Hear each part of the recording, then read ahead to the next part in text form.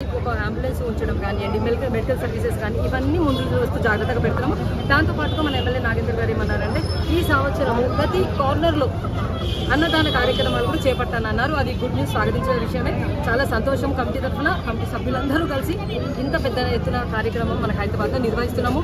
మేము ఈ హైదరాబాద్లో పుట్టినందుకు మా జన్మ ధన్యమైపోయిందండి. అందులోను ఫౌండర్ ఫ్యామిలీ సుదర్శన్ గారి కూతురుగా థ్యాంక్ యూ.